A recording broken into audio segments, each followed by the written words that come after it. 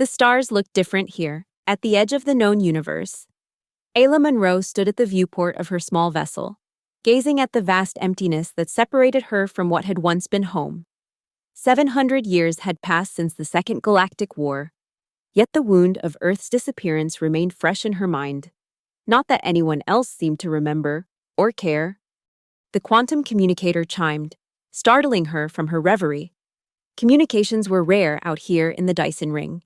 The massive structure that had become her self-imposed exile after the scientific interplanetary mission she'd been part of was destroyed. The message that flickered onto her screen was brief, encrypted in a code she hadn't seen in decades. Chair reserved, justice begins with silence. Below it, coordinates and a date.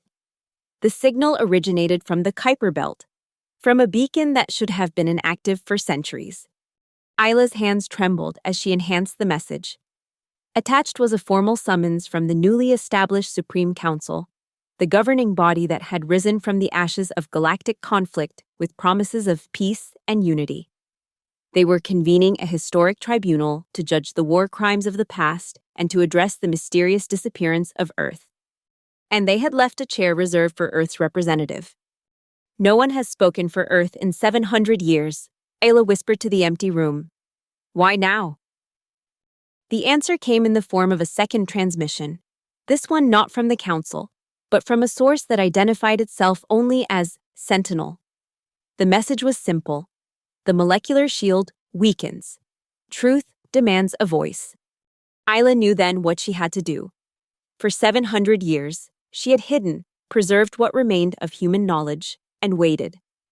Now, it seemed, the waiting was over. She set course for Arbitrix, the mobile space station where the tribunal would convene. The journey would be dangerous. There were those who would prefer Earth's voice remain silent forever. But some truths could not be buried, no matter how deep the grave. As her ship pulled away from the Dyson Ring, Ayla glanced one last time at the stars. Somewhere out there was Earth, not destroyed as everyone believed, but hidden. Silenced by forces that had rewritten history. She had been silent too long. It was time to sit in that reserved chair. It was time to speak. Arbitrix was a marvel of engineering, a massive ring-shaped station that rotated slowly through the neutral space between the three major galactic territories. Its central chamber, where the tribunal would be held, was designed to evoke ancient justice halls from 100 different worlds. Soaring ceilings, circular seating arranged in tiers, and at its center, the Judgment Circle, where representatives would present their cases. And there, prominently positioned within the circle, stood an empty chair. It was a simple design, constructed of dark wood, real wood, not synthetic, and inlaid with a small blue-green sphere on its high back. Earth's chair, preserved through centuries of galactic governance as a symbolic reminder of absence. Governor Tazar of the Ceronian Quadrant observed the preparations from his private chamber with a scowl. A tall, imposing figure with metallic scales that caught the light with each movement. He was one of the architects of the new council and a survivor of the war that had nearly torn the galaxy apart. The chair should be removed, he said to his aide, a nervous being of gelatinous composition. It serves no purpose except to remind us of past failures. The council voted to maintain it, Governor. The aide replied, as a symbol of historical continuity. Tazar's facial ridges contracted in annoyance. Symbolism is for poets, not governance. Earth is gone, its colonies absorbed or abandoned. There is no one to sit in that chair. The aide hesitated before speaking again. There are rumors, sir. Someone claiming to be from Earth has been spotted in the outer rim. They say she's heading for Arbitrix. Tazar turned sharply. Impossible. The Earth delegation was eliminated centuries ago. Not all of them, apparently. Intelligence suggests it may be Dr. Ayla Munro. The name sent a cold ripple through Tazar's scales. Dr. Munro had been part of the last scientific mission from Earth before the incident. She was believed dead, along with the rest of her team. If she was alive, if she had evidence. Find her, Tazar ordered. Use whatever resources necessary. I want her intercepted before she reaches Arbitrix. And if she resists?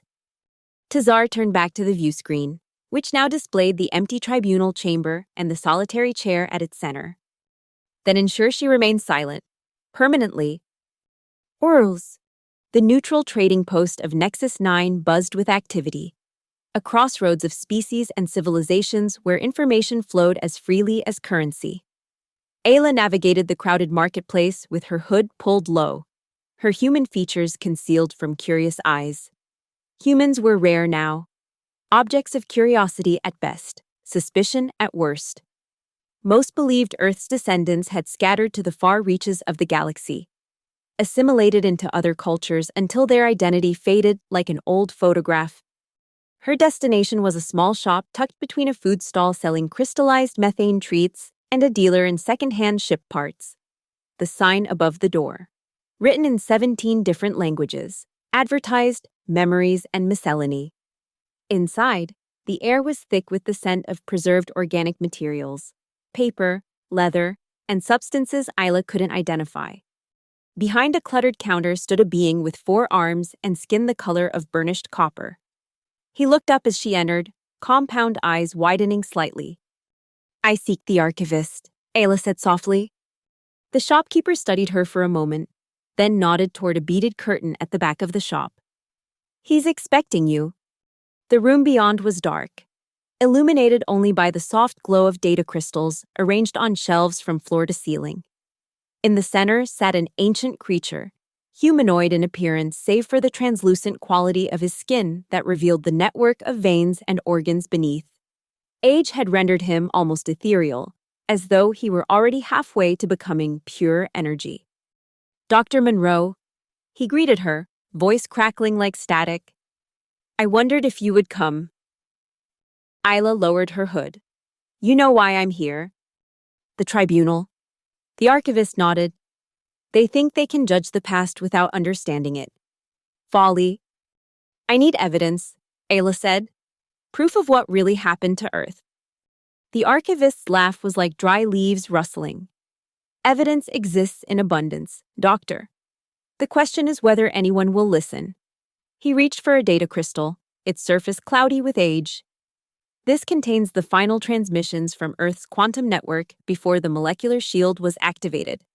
Not enough to convince the Council, but perhaps enough to open the right doors. Ayla took the crystal, its weight seemingly greater than its size would suggest. What doors? Seek General Kira of Sarnath. She commanded the fleet that faced Earth in the final days. She knows more than she has ever admitted. Kira is a war criminal, Ayla protested. She led the assault that destroyed Earth's outer colonies. Yes, the archivist agreed.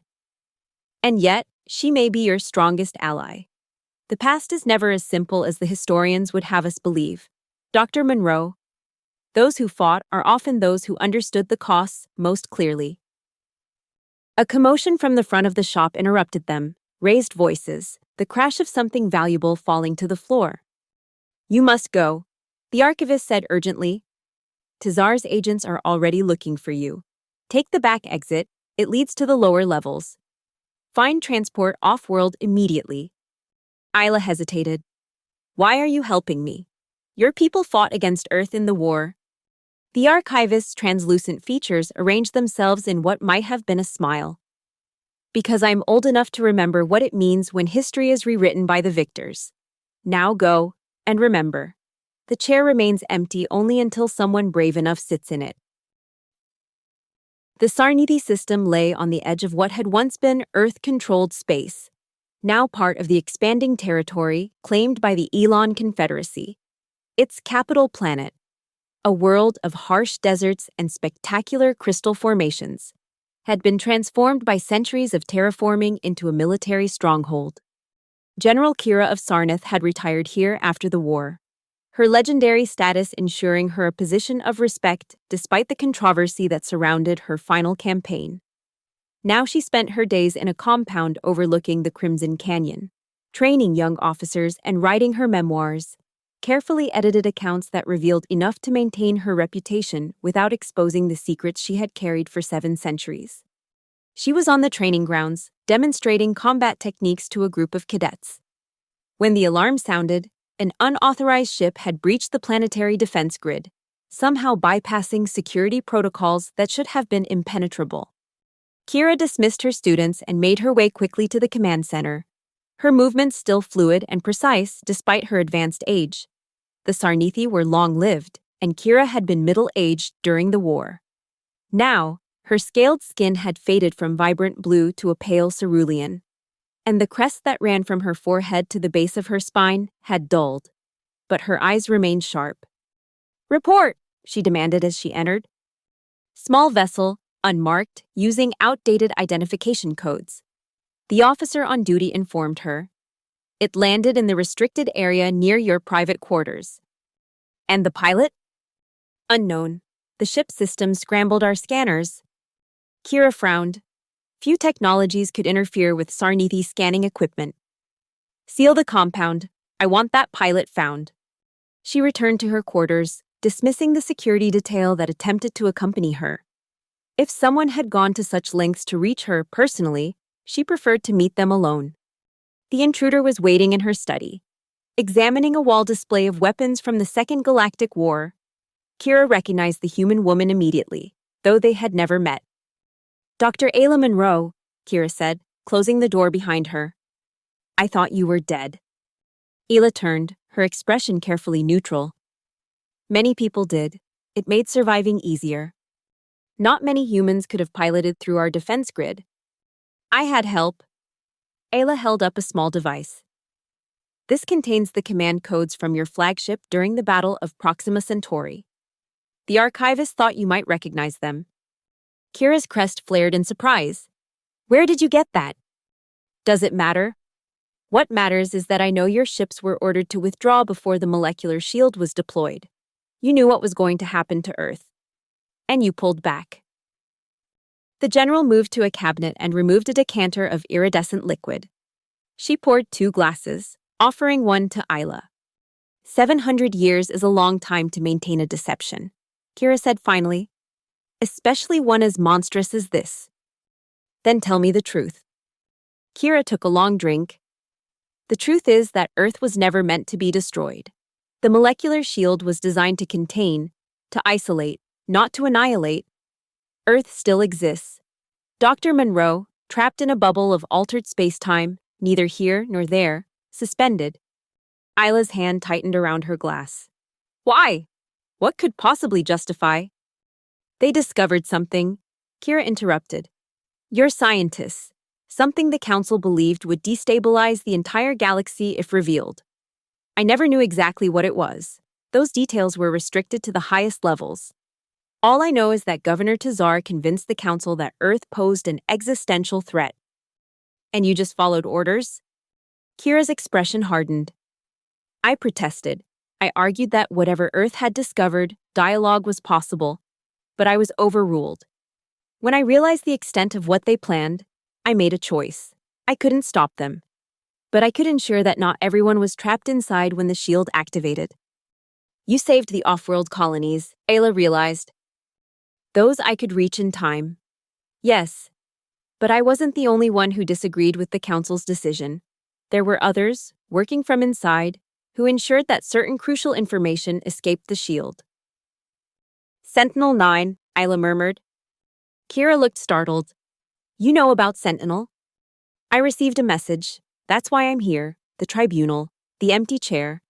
Something's changed, hasn't it? The shield is failing." The general nodded slowly. "After 700 years, even the most advanced technology begins to degrade. Tazar and his allies on the Council know this. The Tribunal is their attempt to establish an official narrative before the truth emerges. Then I need to reach Arbitrix before they can do that." Ayla set down her untouched drink. "Will you help me?" Kira was silent for a long moment, her gaze distant. "What you're asking could be considered treason against the Council. You've lived with this lie for 7 centuries. General, isn't it time someone spoke the truth?" Finally, Kira looked directly at Ayla, her eyes reflecting the determination of a warrior who had made her decision. "My personal shuttle is faster than the vessel you arrived in. It also carries diplomatic codes that will get you through most security checkpoints. She moved to a concealed panel in the wall, revealing a safe. From it, she removed a small metallic object. And this contains my personal testimony regarding the events of the war, including what I know about the decision to shield Earth. It's not complete, but it may help. Isla accepted the device, tucking it securely into her pocket. Why are you doing this? Kira's crest flattened in what Ayla recognized as a gesture of regret. Because when history judges us, as it surely will, I want to be remembered as someone who eventually chose truth over loyalty to a corrupt system. She moved toward the door. Come. We don't have much time. The living world of Verdant didn't appear on most star charts. Its location in a nebula made it difficult to detect, and its inhabitants preferred it that way. Here, in an ecosystem where the line between plant and sentience had blurred over millions of years of evolution, secrets could be kept for generations. Isla's shuttle, borrowed from General Kira, drifted through the nebula's shifting colors, following a navigation path that existed in no official database. Kira had given her the coordinates with a warning. The Verdani remember everything they hear, but they speak only to those they trust. As the shuttle emerged from the nebula, Isla gasped. Verdant hung in space like an emerald, its surface a tapestry of countless shades of green, interrupted occasionally by the silver gleam of what appeared to be massive structures woven from living material. A voice filled the shuttle's cabin, though no communication channel had been opened. Visitor from Earth, you are expected. The voice was neither male nor female, resonating with harmonics that suggested multiple speakers in perfect unison. Ayla felt a tingle of unease. She hadn't transmitted her identity or origin. How do you know who I am? She asked. We remember the sound patterns of all who have visited us. Your species has distinctive vibrations. Follow the beacon to our reception zone. A soft light appeared on her navigation display, guiding the shuttle toward one of the silver structures. As she approached, Ayla realized it was a docking platform, grown rather than built, its surface composed of interlocking living fibers that pulsed with inner light. The shuttle settled onto the platform, which seemed to adjust itself to cradle the vessel. The exit hatch opened automatically, and Isla stepped out into an atmosphere heavy with moisture and complex organic compounds. The air itself felt alive, tingling against her skin. Before her stood a being unlike any she had encountered. Humanoid in basic shape, it appeared to be composed entirely of densely packed vines and leaves, with flowers blooming across its skin in patterns that shifted continuously. Where a face might be, there was instead a complex arrangement of sensitive tendrils surrounding a central opening that pulsed with bioluminescence. I am Nithil, the being said, the words forming directly in Isla's mind rather than through audible sound. I speak for the Verdani Collective on matters concerning non-photosynthetic species. Isla inclined her head respectfully. Thank you for receiving me. I was told you might help me prepare for the tribunal. The empty chair, Nithil communicated, luminescence pulsing faster. Yes, we have been monitoring the preparations with interest. Come. The platform extended, forming a path that led toward a massive structure that resembled a cross between a cathedral and a giant tree. As they walked, Ayla noticed smaller Verdani moving about, their forms more specialized. Some appeared designed for maintenance of the living architecture, others for what might have been agricultural functions. Your world is remarkable, Ayla said. I've never seen integration of biology and technology at this level. We do not distinguish between the two concepts. Nathil replied, all is growth, adaptation, purpose. But you did not come to study our ways, Dr. Monroe. You came for the memory. They entered the cathedral tree, its interior a vast chamber where light filtered through translucent leaf panels in the ceiling, creating patterns on the floor that seemed to contain meaning Isla couldn't quite grasp. At the center stood a circle of Verdani, taller than Nithil, their forms more elaborate and their bioluminescence more intense. The Council of Listeners, Nithil explained. They have been waiting for someone from Earth to come. One of the listeners stepped forward, its body configuration shifting to create what Ayla realized was a gesture of formal greeting. 700 cycles ago, it communicated. A human called Thomas Chen came to us. He carried information he believed would soon be suppressed. He asked us to remember, word for word, what he told us, and to share it only with another human who came seeking Earth's truth. Ayla's pulse quickened. Thomas Chen was the lead quantum physicist on Earth's final research project. Everyone thought he died when the shield was activated. He escaped, barely. The listener confirmed, gravely injured, terminal, but determined that his knowledge would not die with him. We promise to remember. And Verdani promises are absolute. Nithil added, we cannot forget what we have heard, nor can we speak falsely about it. The listener's tendrils extended, gently touching Ayla's temples. We will share what Chen entrusted to us. It may be overwhelming for a non-collective consciousness. Before Ayla could respond, her mind filled with images, equations, and words, not as memory, but as immediate experience. She was in a laboratory on Earth, watching as Chen and his team made their discovery. She felt his excitement, his wonder, then his growing horror as he realized the implications of what they had found. The quantum resonance field, the underlying structure of reality itself, accessible through a previously undiscovered subatomic particle. Chen had called it the harmony particle, for its ability to synchronize quantum states across vast distances instantaneously. With it, faster-than-light communication became possible. Interstellar distances could be traversed in moments rather than years. Energy could be transferred without loss across the galaxy. But the implications went beyond technology. The harmony particle revealed that consciousness itself was quantumly entangled throughout the universe. Every sentient being was connected at the most fundamental level, a discovery that would upend not just science, but philosophy, religion, and politics throughout the galaxy. The Council, dominated by species whose power relied on controlling the flow of information and resources across vast distances, had reacted with fear. If humans shared this discovery, their control would evaporate. Worse, the revelation of universal connection might lead to demands for true democracy across species lines, undermining the carefully constructed hierarchies that had maintained stability for millennia. And so, they had chosen silence, not destruction, which might raise questions, but isolation. Earth, sealed away in its bubble of altered space-time, became a cautionary tale rather than a beacon of discovery. As the vision faded, Ayla found herself on her knees, tears streaming down her face. The truth was both more wonderful and more terrible than she had imagined. Now you understand, the listener communicated. The chair remains empty because the truth it would speak is feared by those in power. Ayla rose unsteadily to her feet. The tribunal begins in 3 days. I need to reach Arbitrix. Your vessel has been prepared for the journey, Nithil informed her. We have also provided you with a Verdani communication node. It will allow you to connect with us from Arbitrix, to call us as witnesses if necessary. Thank you, Ayla said, still reeling from the knowledge now embedded in her consciousness.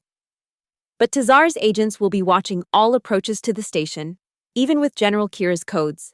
I may not reach the tribunal chamber. The listener's bioluminescence pulsed in what Ayla somehow knew was amusement. You will not approach as yourself, Dr. Monroe. You will approach as one of us. The final preparations for the historic tribunal had transformed Arbitrix into a spectacle of galactic proportions. Delegations from every recognized world had arrived, filling the station's accommodations to capacity. Security was unprecedented. Tazar had insisted on it, citing vague concerns about disruptive elements that might attempt to derail the proceedings. In his private chambers, the governor paced nervously, scales clicking against each other in a sound his aide had learned to associate with extreme agitation. She has vanished, Tazar snarled. How does one human woman evade our best trackers? The last confirmation was from Sarnath. The aide reported cautiously. General Kira claims Dr. Monroe arrived at her compound, but left before she could be detained. However, our intelligence suggests the general may have assisted her. Tazar's facial ridges contracted in fury. Kira, always the idealist, have her placed under surveillance. If she attempts to communicate with anyone on Arbitrix, I want to know immediately. There's more, sir. A Verdani delegation has requested late admission to the tribunal. They rarely involve themselves in galactic politics. Denied, Tazar said immediately. The roster was finalized weeks ago. The council overruled you, sir. The Verdani are respected as neutral observers. Their presence is seen as adding legitimacy to the proceedings. Tazar slammed his fist against the wall, leaving a dent in the metallic surface. When this is over, there will be changes to the council structure. Too many weak links. Too many sentimental fools who don't understand what's at stake. Sir, the aide ventured carefully. Perhaps we should consider postponing the tribunal. If Dr. Monroe reaches Arbitrix with evidence, the tribunal proceeds as scheduled. Tazar interrupted. By the time it concludes, the official history will be established beyond challenge. Any contradictory voices will be dismissed as revisionist propaganda. He turned to a secure communication panel. Contact our operatives within station security. I want the approaches to the tribunal chamber monitored continuously. No one enters without full identity verification. And the Earth Chair? Tazar's mouth twisted in what passed for a smile among his species. Once the tribunal formally acknowledges Earth's destruction as a self-inflicted tragedy, the chair will be removed. A fitting symbol for the closing of an unfortunate chapter in galactic history. The Verdani delegation arrived at Arbitrix amid little fanfare, exactly as planned. Their living vessel, more organism than spacecraft, docked at a secondary port where security was lighter. Customs officials, uncertain how to process beings who were essentially walking ecosystems, performed only cursory scans before waving them through. Among the 5 Verdani representatives, one moved with slightly less fluid grace than the others. Beneath the living armor of vines and leaves that covered her body, Ayla struggled to control her breathing. The Verdani biotechnology that concealed her was remarkable. From the outside, she appeared identical to her companions. Even bioscanners would detect only plant matter. But the experience was claustrophobic. The constant sensation of living material moving against her skin disorienting. Remain calm. Nathil communicated directly to her mind through the symbiotic connection.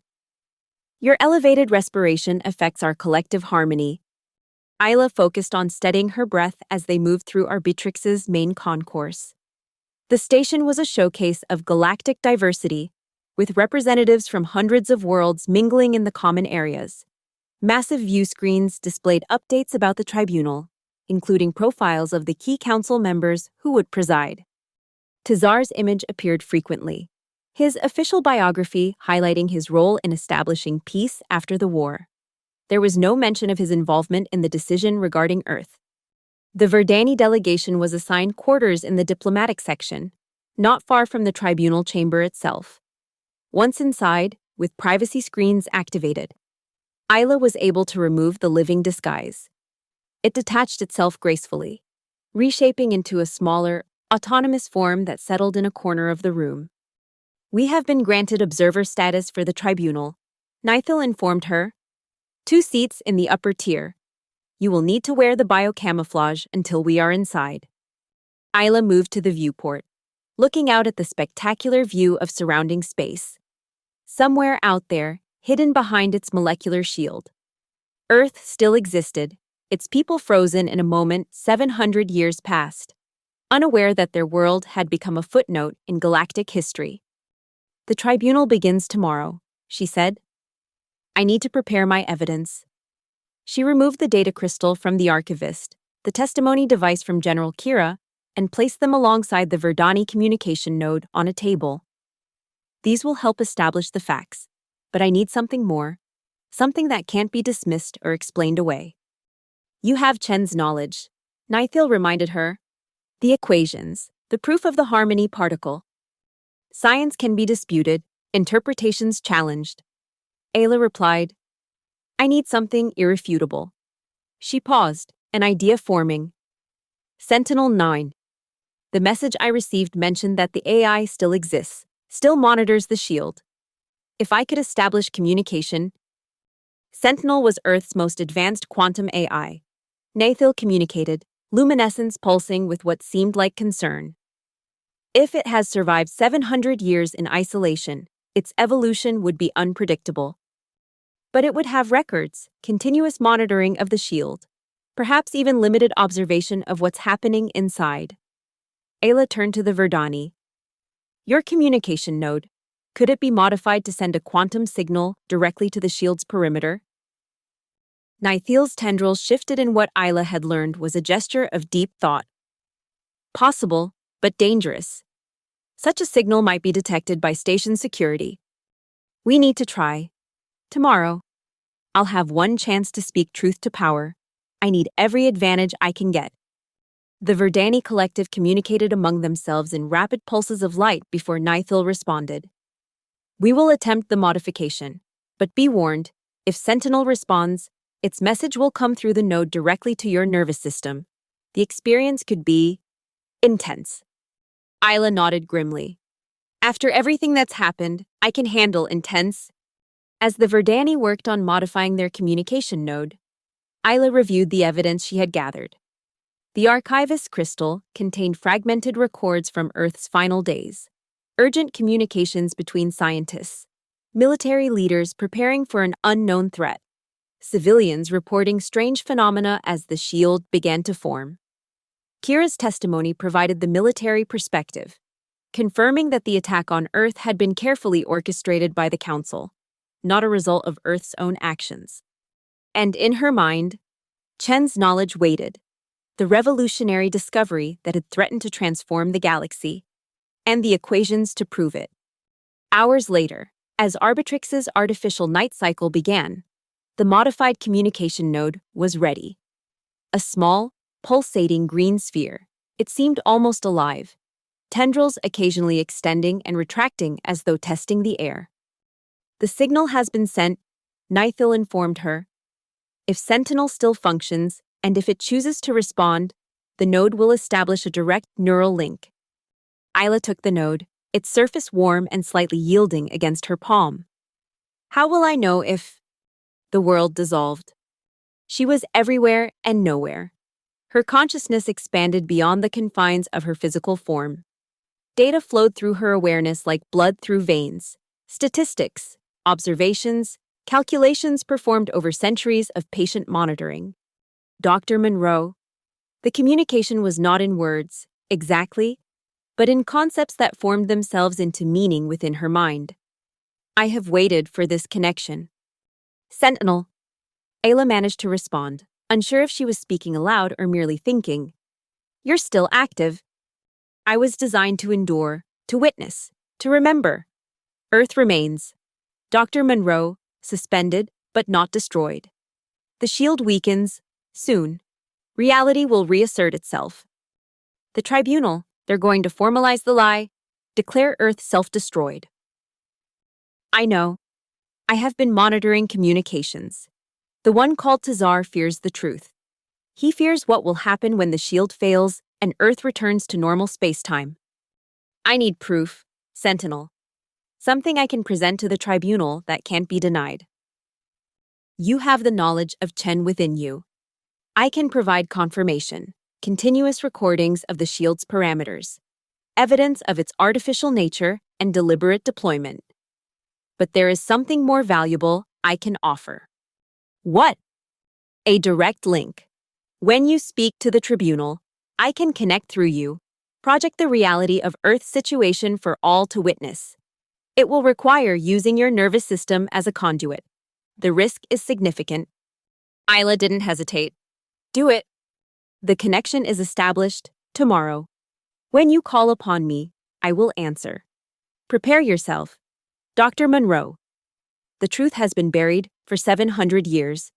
Its emergence will not be gentle. The connection severed abruptly, and Ayla found herself on the floor of the diplomatic quarters. The Verdani gathered around her in what appeared to be concern. The node in her hand had changed, its color deepening to a blue-green that reminded her of Earth's oceans. "It worked!" she gasped, her voice hoarse as though she had been screaming. "Sentinel is still active. It's going to help us tomorrow." Nithil's tendrils reached out, gently helping her to her feet. "We detected a massive surge of quantum activity. Your biosignatures fluctuated in patterns we have never observed before." "I'm fine," Ayla assured them, though her body ached and her mind felt raw, as though it had been stretched beyond its natural limits. "Tomorrow, we expose the truth. No matter what happens after that, at least Earth's voice will finally be heard." The tribunal chamber was filled to capacity as the proceedings began. Representatives from every major and minor power in the galaxy occupied the tiered seating, their diverse forms creating a living tapestry of evolutionary paths. At the center, the judgment circle gleamed under focused lighting, and within it, the Earth chair stood empty, a silent accusation. The Supreme Council members took their positions on an elevated platform overlooking the circle. Governor Tazar, resplendent in ceremonial armor that emphasized his imposing physique, addressed the assembly. "We convene this historic tribunal to establish, once and for all, the truth regarding the tragic events of 700 years ago. The disappearance of Earth and the near collapse of galactic civilization that followed has been subject to speculation, rumor, and revisionist interpretations for too long.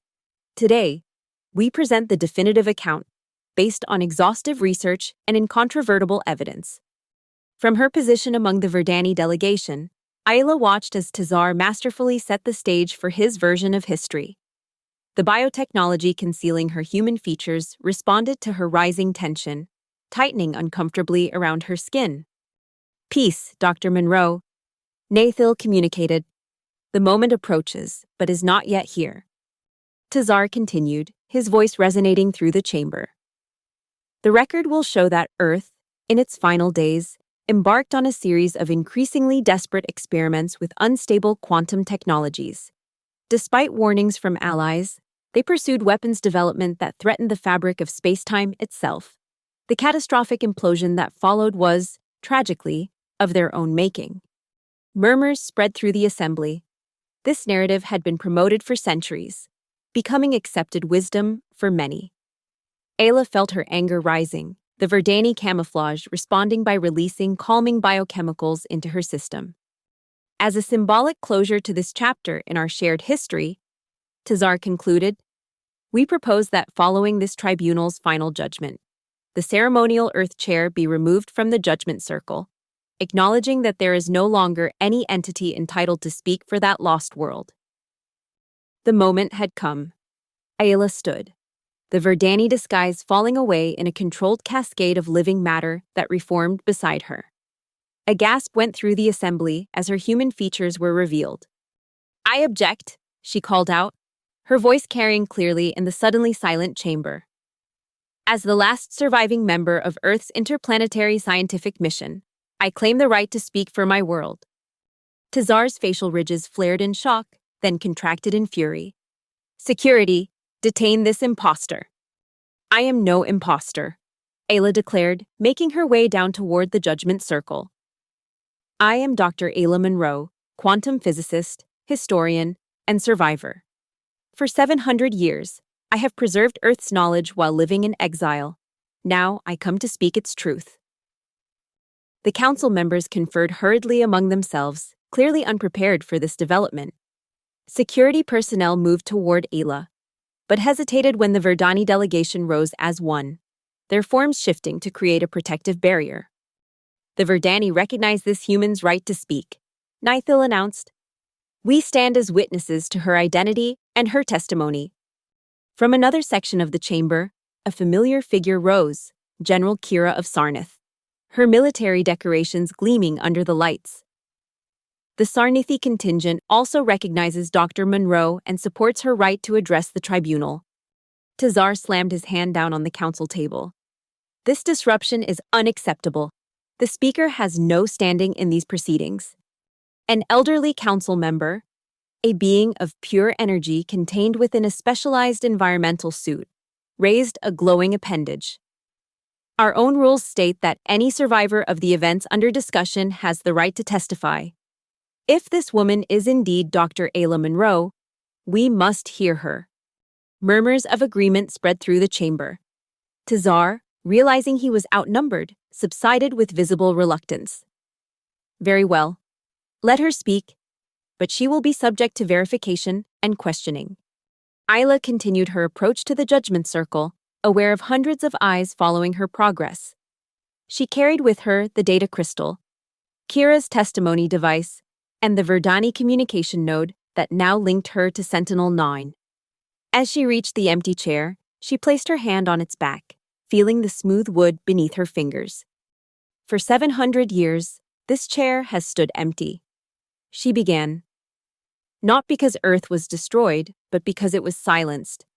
The molecular shield that surrounds my homeworld was not a result of failed experiments, but a deliberate act of suppression by this council.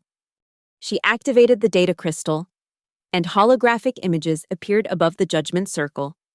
Fragmentary records from Earth's final days, communications between panicked officials, sensor readings showing the shield's formation from the outside. These records, preserved by the archivist of Nexus 9, show the truth. Earth was on the verge of a discovery that would have transformed our understanding of the universe, the Harmony Particle, a quantum connector that links all consciousness throughout the galaxy. Tazar leaned forward. Preposterous. No such particle exists.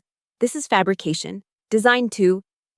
I carry the knowledge of Thomas Chen, Earth's lead quantum physicist. Ayla interrupted, transferred to me by the Verdani, who remember every word he spoke before his death. She touched her temple. The equations are here. The proof is irrefutable. She projected Chen's equations into the holographic display. Complex formulas and diagrams rotated slowly above the circle, their implications clear to the scientists present.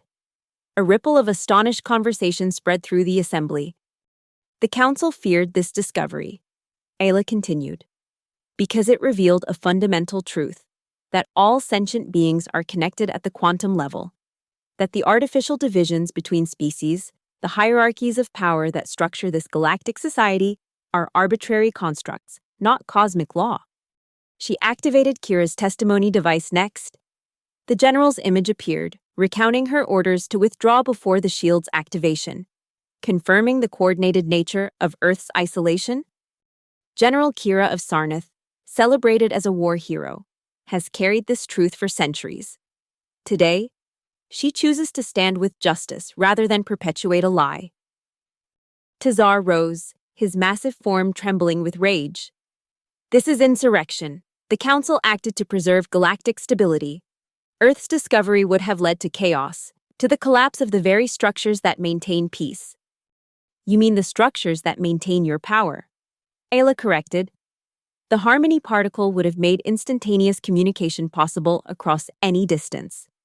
It would have eliminated the need for the resource monopolies that give certain species advantage over others.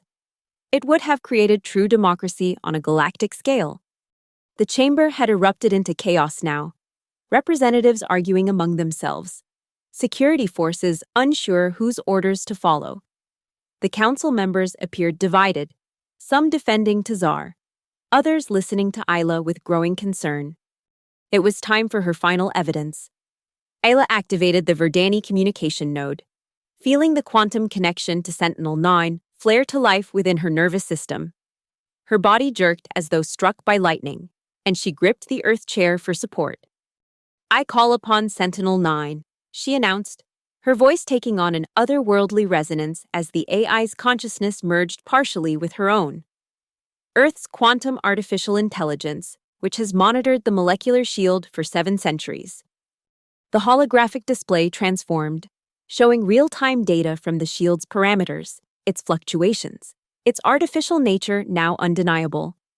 But more dramatically, a visualization of Earth itself appeared, the planet as it existed within the bubble of altered space-time, its population frozen in the moment of the shield's activation, unaware that centuries had passed beyond their prison. Earth still exists, Ayla Sentinel declared, their voices overlapping in harmonic patterns. Its people still live, suspended in a moment that has stretched for 700 years. The shield weakens, soon it will fail entirely, and Earth will return to normal space-time. What will you tell them, Council? How will you justify stealing 7 centuries from an entire world? Tazar lunged forward, all pretense of composure abandoned. Shut down this display. This is manipulation, technological trickery. It is truth, Ayla Sentinel responded, and it cannot be silenced any longer. With a gesture that seemed to draw on forces beyond normal physics, Ayla Sentinel expanded the holographic display until it enveloped the entire chamber. Suddenly, every representative present found themselves experiencing Earth as it had been at the moment of isolation. Cities teeming with life, oceans gleaming under sunlight, the vibrant diversity of a world at the height of its development. And through it all, the equations of the harmony particle, demonstrating the quantum connection between all conscious beings, pulsed like a heartbeat. Tazar, desperate now, signaled to his personal security force, "Remove her from the chamber, this ends now." As armed guards moved toward Ayla, General Kira stepped into their path, her own security contingent forming a protective barrier. "Stand down," she ordered, "or face charges of interfering with tribunal testimony." The guards hesitated, caught between conflicting authorities. In that moment of confusion, more delegations rose in support of Ayla. First, the Verdani, then representatives from worlds that had once been Earth's allies, and finally, even species that had opposed Earth during the war. The elderly energy being on the council spoke again, its voice cutting through the chaos. "Governor Tazar, it appears the evidence presented cannot be dismissed. I move that we acknowledge the truth regarding Earth's situation and take immediate steps to address this historic injustice." Other council members nodded in agreement, leaving Tazar increasingly isolated. He looked around wildly, seeing his carefully maintained narrative crumbling before his eyes. "This changes nothing," he shouted. "The harmony particle would still destabilize everything we've built. Earth must remain isolated for the greater good." "The greater good?" Ayla challenged, her connection with Sentinel fading as she regained full control of her voice. "Or your good, Governor. How many other truths have you suppressed? How many other worlds have been sacrificed to maintain your version of order?" Tazar, seeing no other option, turned to flee the chamber, but his path was blocked by his own aide, who stood with quiet dignity beside several security officers. "Governor Tazar," the aide announced formally, "by authority of the Supreme Council, you are detained pending investigation into crimes against sentient beings and violations of the Galactic Charter." As Tazar was led away, the chamber fell into a stunned silence. Ayla, exhausted but resolute, finally took her seat in the Earth chair. The wood felt warm beneath her, as though it had been waiting for this moment for centuries.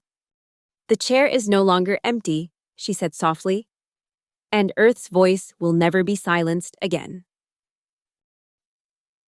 The weeks following the tribunal transformed galactic politics.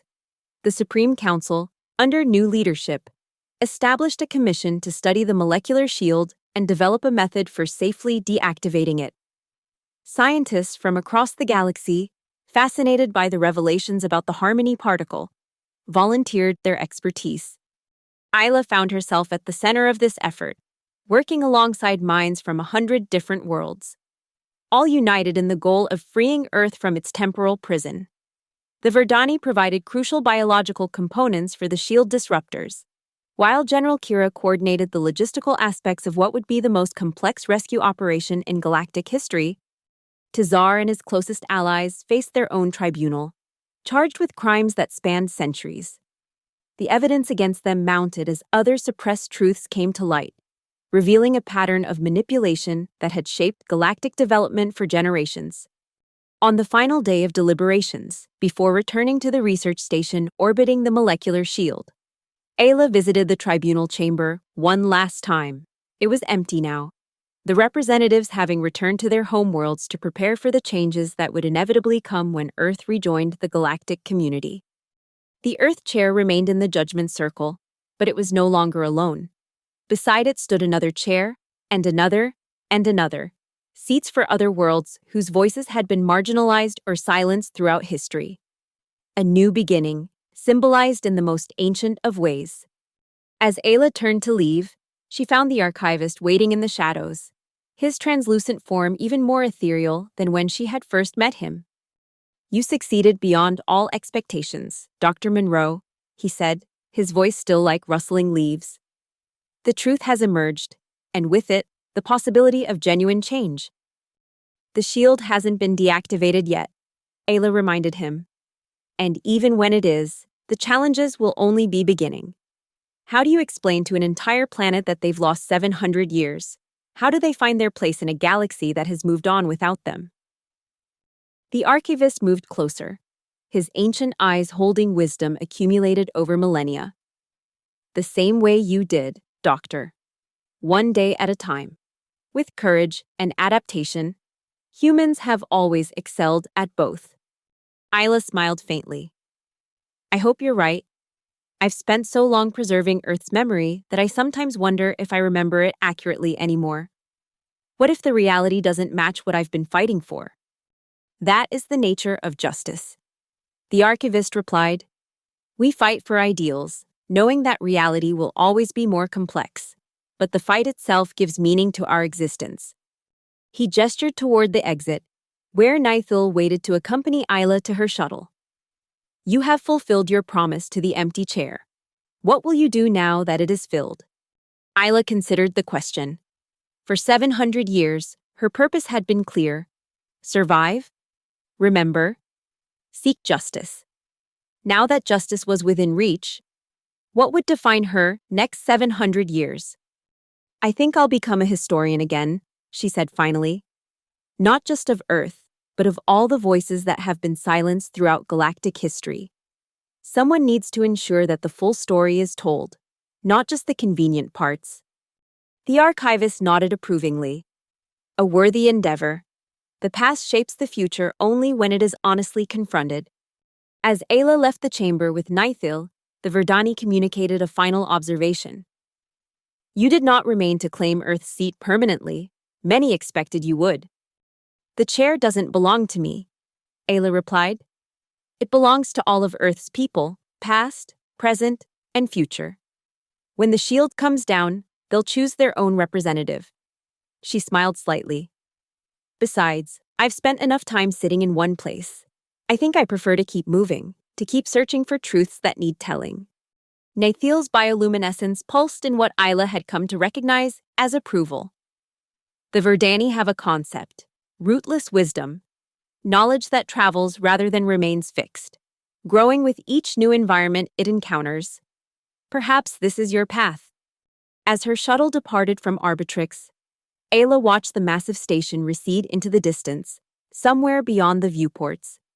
Earth waited in its bubble of frozen time, its people unaware of how their world had become both a symbol of injustice and a catalyst for change. Soon they would rejoin a galaxy transformed by their absence and their rediscovery. The Harmony particle would eventually reshape civilization in ways even Chen couldn't have fully anticipated. Old power structures would fall. New connections would form across the divisions of species in space. And somewhere in that future, perhaps there would be no need for empty chairs or historic tribunals. Perhaps truth would no longer need champions to defend it against those who feared its implications. Until then, Ayla Monroe would continue her journey, the woman who had spoken for a silenced world, who had filled an empty chair with the weight of 700 years of memory, and who had reminded a galaxy that justice begins when silence ends. The stars looked different now, as her shuttle plotted a course toward Earth's shield, not because they had changed, but because she viewed them through the lens of possibility rather than loss. The universe was vaster and more connected than anyone had imagined. And somewhere within it, a chair that had stood empty for centuries now waited for its rightful occupant to return from the long silence of history.